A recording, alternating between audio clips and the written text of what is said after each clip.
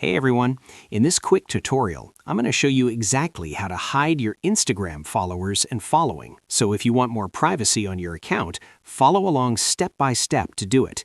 All right, let's dive in. First, open your Instagram app on your phone and go to your profile. Then, tap the three lines at the top right corner. From there, scroll down to Who Can See Your Content section. Next, go into Account Privacy. Now, simply turn on Private Account. This will hide your followers and following list from anyone who isn't already following you.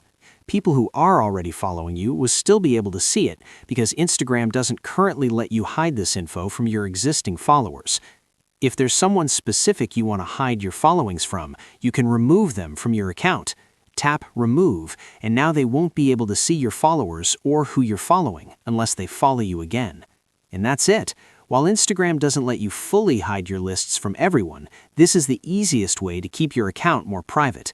If you found this video helpful, don't forget to hit the like button and subscribe for more Instagram tips and tricks.